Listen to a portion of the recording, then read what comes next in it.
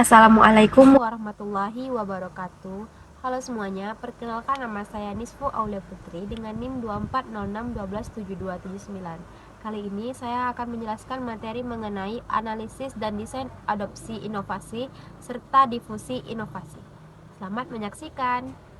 Materi yang pertama yaitu ada pengertian adopsi dan difusi inovasi. Adopsi inovasi adalah proses mental seseorang dari pertama kali mengetahui inovasi hingga memutuskan untuk menerima atau menolak inovasi tersebut dan mengimplementasikannya. Sedangkan difusi inovasi adalah proses penyebaran inovasi yang dikomunikasikan melalui saluran tertentu dalam jangka waktu tertentu di antara anggota sistem sosial. Kemudian ada macam-macam adopsi inovasi. Nah, berdasarkan kecepatan adopsi atau Rogers, yang terdapat yang pertama yaitu ada innovators dengan persentase 2,5%. Nah, terdiri dari pelopor, pemberani, dan siap mengambil risiko. Yang kedua ada early adopters dengan persentase 13,5%, yaitu ada pemimpin opini dan dihormati oleh masyarakat. Yang ketiga ada early majority dengan persentase 34%, di mana pertimbangan yang matang dan jarang menjadi pemimpin. Yang keempat yaitu ada late majority. Dia itu ada 34%, terdiri dari skeptis dan mengadopsi karena tekanan ekonomi atau sosial. Dan yang terakhir yaitu ada laggards, ada 16%, di mana terdiri dari tradisional dan curiga terhadap perubahan.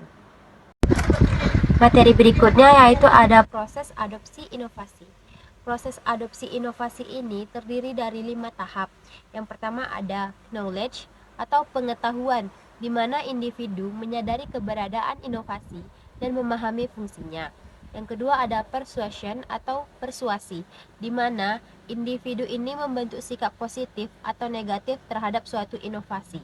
Dan yang ketiga yaitu ada decision, yaitu keputusan, di mana individu ini melakukan aktivitas untuk menerima atau menolak inovasi tersebut.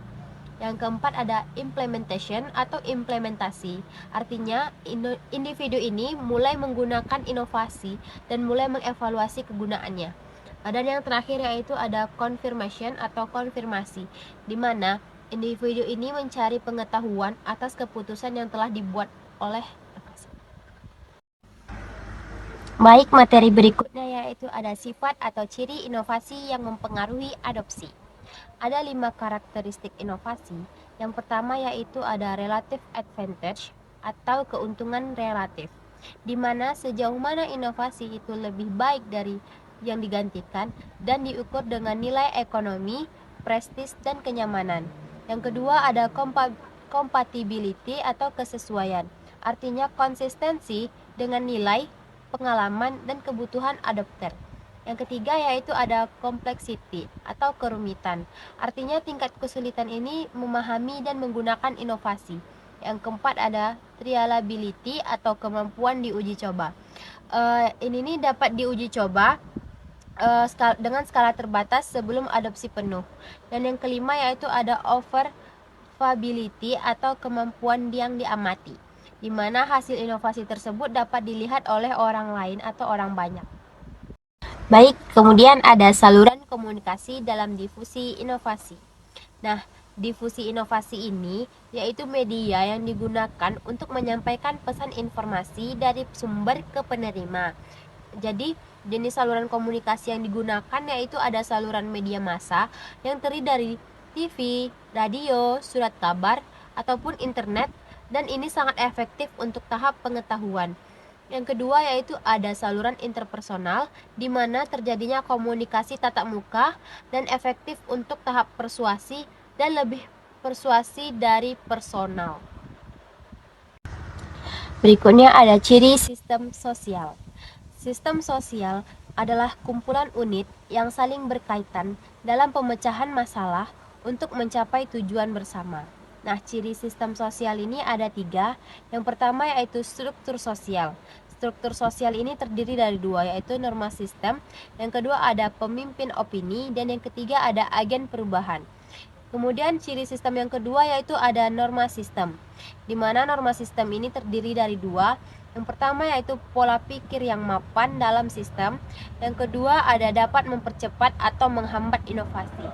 Kemudian ada tingkat interkoneksi. Tingkat interkoneksi ini terdiri dari dua, yaitu ada jaringan komunikasi antar anggota dan semakin terhubung difusi semakin cepat. Materi yang selanjutnya ada sumber informasi dalam adopsi inovasi. Nah, sumber informasi dalam adopsi inovasi ini memiliki dua jenis sumber, yaitu yang pertama ada sumber kosmopolit dan sumber lokal. Jadi sumber kosmopolit ini berasal dari luar sistem sosial, contohnya yaitu ada media massa, internet, dan pakar eksternal, di mana ini sangat penting untuk tahap awareness. Yang kedua ada pasar lokal. Ini berasal dari dalam sistem sosial. Jadi contohnya itu ada tetangga, teman, pemimpin lokal atau kerabat-kerabat kita terdekat. Kemudian ini sangat penting untuk tahap persuasi dan keputusan. Selanjutnya ada faktor internal yang mempengaruhi adopter. Nah, di sini terdapat karakteristik individu atau organisasi. Yang pertama yaitu ada karakteristik sosioekonomi, di mana yang pertama itu ada pendidikan, yaitu tingkat pendidikannya lebih tinggi menuju adopsi lebih cepat. Yang kedua ada pendapatan, di mana kemampuan ekonomi mempengaruhi akses. Yang ketiga ada status sosial, yaitu posisi dalam masyarakat. Yang kedua ada karakteristik kepribadian. Nah, karakteristik kepribadian ini terdapat dari sikap terhadap perubahan, toleransi terhadap ketidakpastian, dan dogmatisme versus keterbukaan pikiran. Nah, yang ketiga ada perilaku komunikasi. Perilaku komunikasi ini terdiri dari cosmopolitanism atau orientasi keluar, dan kemudian ada partisipasi sosial. Terus yang terakhir yaitu ada kontak dengan agen perubahan. Nah, karakteristik individu atau organisasi yang terakhir ini yaitu ada pengalaman dan pengetahuan, di mana pengalaman sebelumnya dengan inovasi serupa dan pengetahuan yang teknis. Nah, yang terakhir yaitu ada faktor eksternal yang mempengaruhi proses adopsi. Faktor eksternal ini yaitu meliputi dari 5 faktor. Yang pertama ada karakteristik inovasi, yang kedua ada saluran komunikasi, yang ketiga ada sistem sosial, yang keempat ada upaya promosi atau difusi. Nah, ini terdiri dari intensitas kampanye, terus metode promosi yang digunakan, dan peran agen perubahan. Yang kelima yaitu yang terakhir ada kondisi lingkungan eksternal. Ini terdiri dari kebijakan pemerintah, infrastruktur pendukung, kondisi ekonomi makro, dan kompetisi dengan inovasi lainnya.